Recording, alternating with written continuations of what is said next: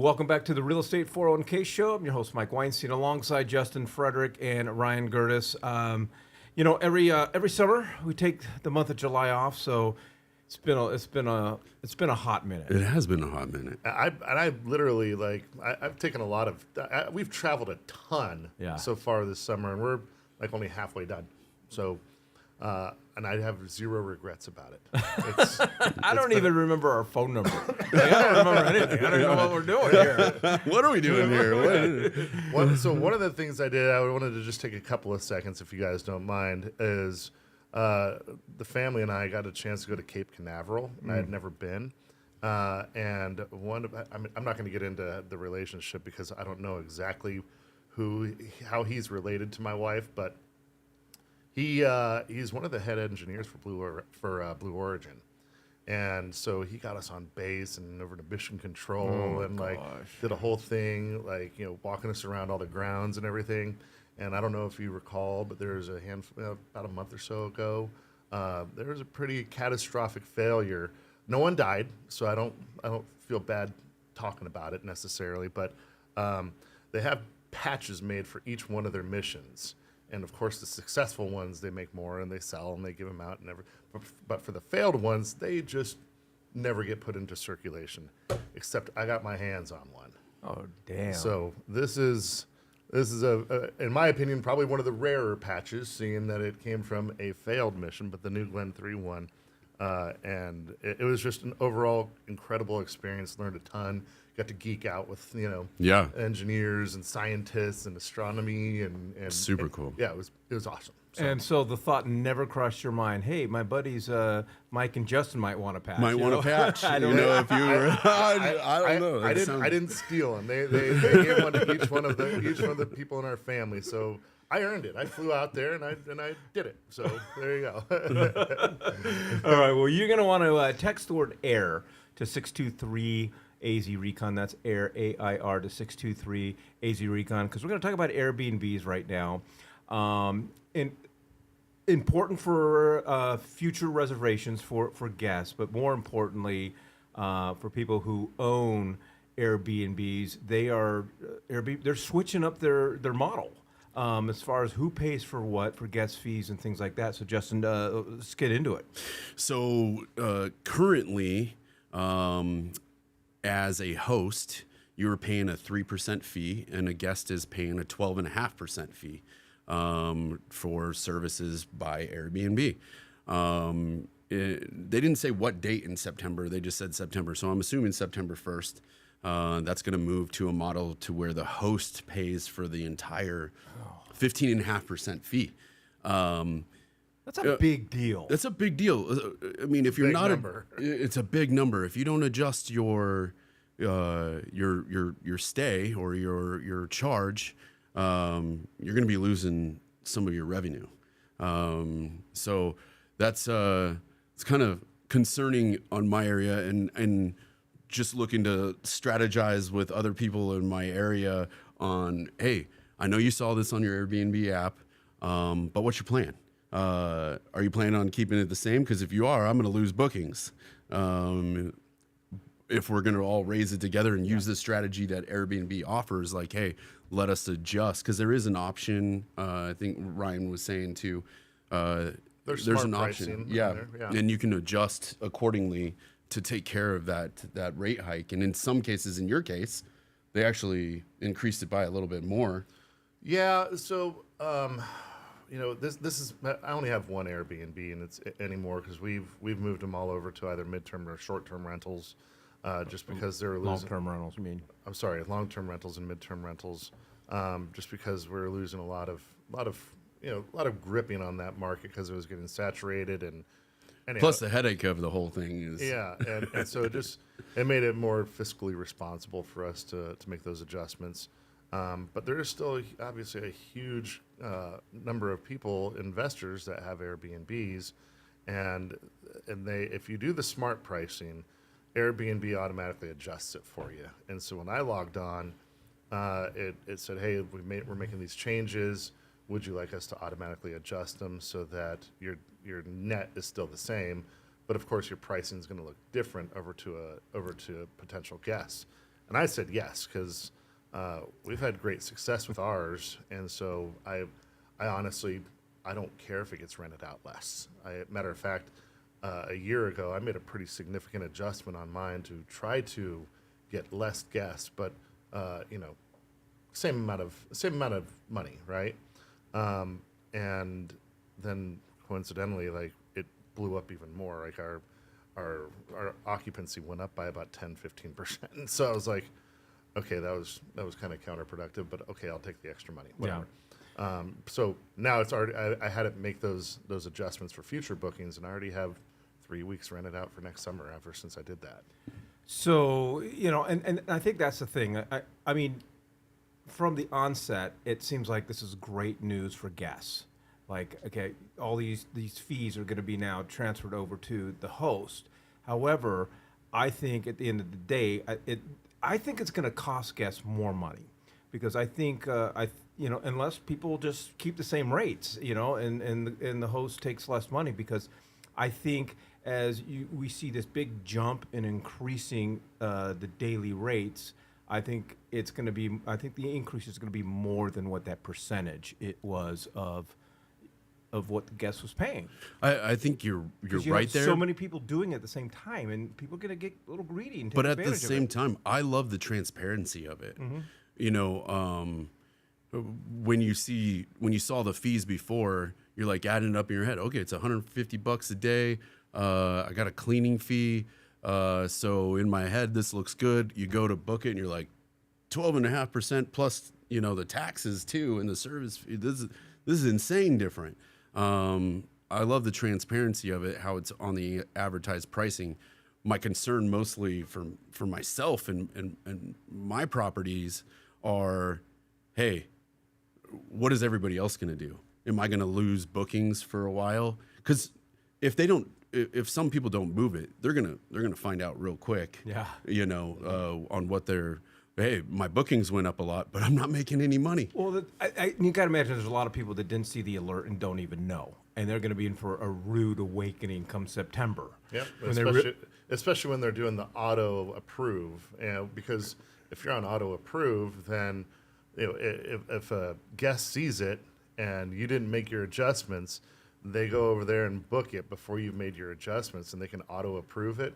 You're screwed. And if you try to cancel them, oh, Airbnb eats your lunch for you. Yeah. Oh yeah. But we're going on a trip in September, so I think that's going to be my strategy. I'm going to look for that schmuck that didn't adjust. That didn't adjust. He's asleep at the wheel. Yep. So thoughts on whether smart move or what VRBO? They're sticking to their model. They're not changing a thing, and they're pretty transparent about that. Yeah. Yeah, that's what I was going with yet. Yeah. And then, I mean, let's not. There's other ones out there that are more regional, like Vacasa. They usually have a pretty big footprint, like up in the Northwest, like Oregon, Washington. I've also seen them around over in like New England and whatnot. But Airbnb. I mean, it's pretty damn brilliant, right? I'm sure that they didn't just dream this up a week or two ago. No. They saw that they were seeing tremendous success, and they said, okay, yeah, let's increase our foothold and our market share. And then once we get to whatever that percentage was of the market share, then we're going to go over here and do a massive adjustment on how we're going to receive kind of like compensation. Zillow. Right. And so there's going to be an ebb and flow here, right? And kind of like Zillow, or kind of like any of these big businesses that have done things like this, I mean, there's going to be lawsuits, right? There's going to be someone that's going to say, that's kind of a monopoly type of behavior over here. There's sort of some price fixing over here, and it's going to boil down to, did they piss off somebody enough who has a lot of money that's willing to file a lawsuit with them? And there's going to be more changes, and that's fine. So for me, I kind of like the fact, because I run off of Airbnb and VRBO. I kind of like the fact that this is happening. I'm gonna price my VRBO a little bit below my Airbnb, even though the fees are still the same as they are for Airbnb currently. And that's September 1st. I'm gonna make the adjustment to make my VRBO a little bit lower, and I'm gonna see if I still pick up clientele off of that, because then I'll make more revenue off of VRBO at that time, and maybe we'll continue to make adjustments on that, just because maybe people are searching more for that low cost initial fee that they see. See, that's who to me the winner is right now is Yeah. VRBO. They're gonna take I think they're gonna take considerable market share from Airbnb. If everybody VRBO your accounts, you keep the price pretty much the same, and people are gonna go to Airbnb and they're like, oh my gosh, this is expensive. Go to VRBO, same place. It's cheaper, and so I think VRBO is the winner in this. I agree, and I kind of look at it like interest rates with home mortgages. A lot of consumers What do you know about rates? and mortgages? don't look at the cost of what that specific interest rate costs you. They just see, oh, it's a lower rate, so I'm going to go with that one, even though that there may be points and fees involved with that rate. I think it's going to be the same case here. People aren't going to do their homework, go to the next step, and see what the all-in price is. They're going to say, well, everybody's pretty much the same. I don't know that there's going to be that much shift, honestly, guys. I think that both platforms have they made some adjustments a few years ago to where when you're looking at the map or whatever your tendencies are on how you search, it gives you the full price. It does a pretty good job of being transparent about, like, okay, you're staying for 4 nights at this place, it's going to be $4,000 or whatever, and at that point, they don't really care where the money's going. Like it's weird how consumers consume with that as opposed to like interest rates. I mean, how many times have you seen people get hung up on, oh, well, what's this fee over here? When Not very often. well, I mean, I see it more in that than I do in Well, maybe because I don't have crazy fees, but fair. But like they're reading all this because there's a lot of money on Sure. there. But when they're over there doing a vacation, which that's what most people are using Airbnb and VRBO for, is they say, okay, it's going to cost X amount, and I get this for it, or it's going to cost that amount, and I'm going to get that for it.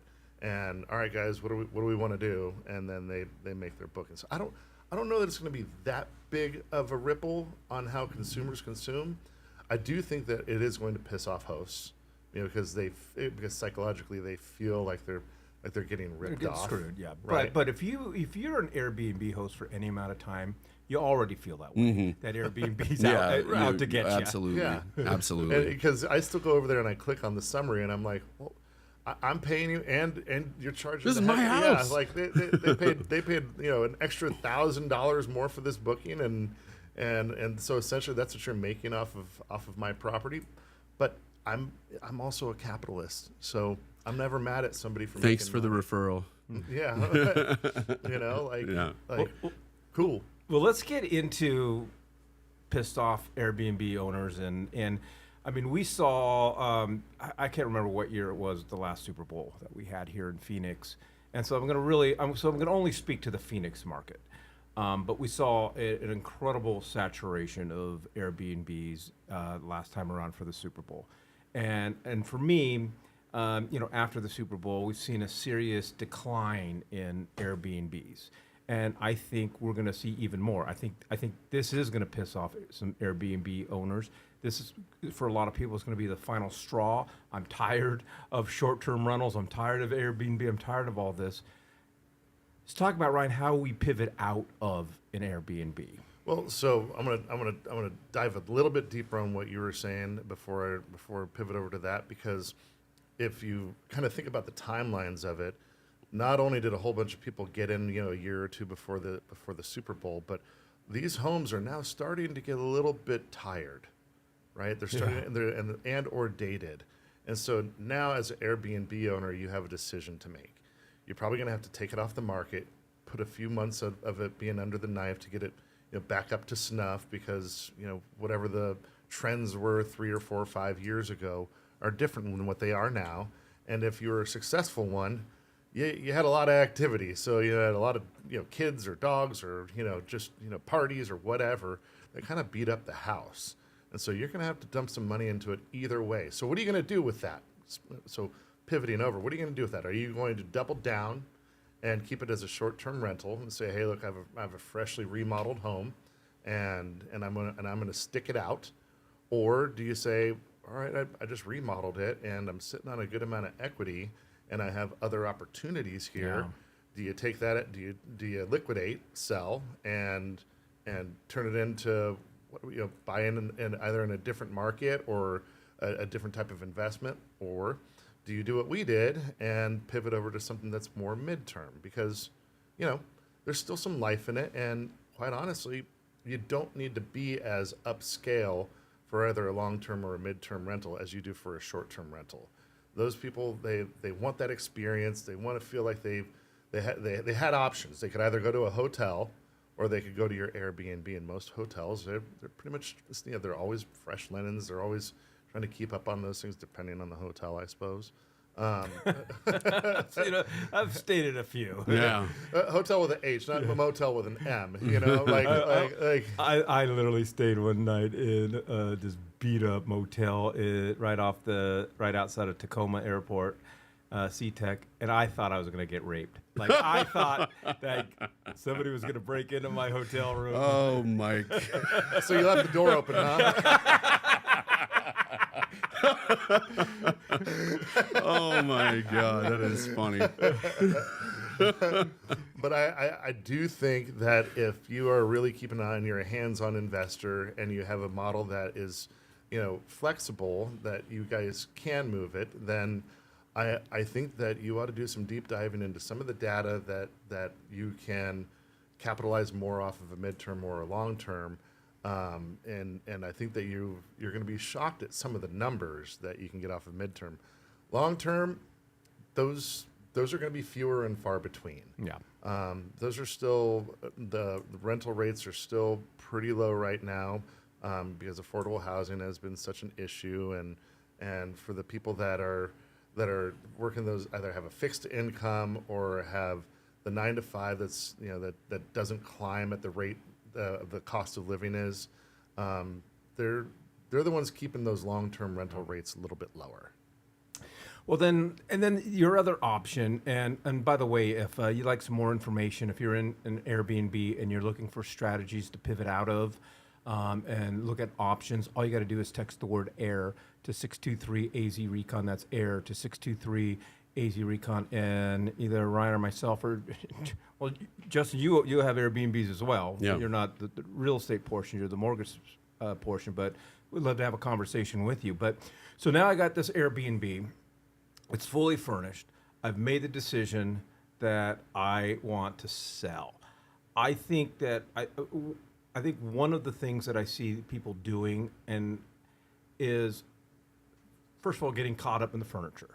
If you're done with Airbnb and this is wiping you out, and it also depends on the quality of furniture and so forth. Like when I sold mine, I didn't get greedy on the furniture. We came up with a reasonable price. My wife wanted one thing, and it's in our basement, big giant couch, and we just let it go. But people market the house to other people looking for Airbnbs, and I think that in this market can be a huge mistake. I don't think that I know that there's not very many buyers out there for an Airbnb. And That's what I'm saying. One fallacy is that you can buy an Airbnb and it's business in place. It is not. You can't just transfer the account over. Airbnb looks at it like, okay, you as a manager are providing a service who so happens to have some real estate, or you need to have real estate, right? So if you want to, if you see like a super awesome house and you feel like you can make it successful, you're going to have to rebuild and rebrand that same exact house. Yeah, I don't care if it's You don't get my stars. Yeah, you don't get the 5-star reviews over 500 reviews, whatever.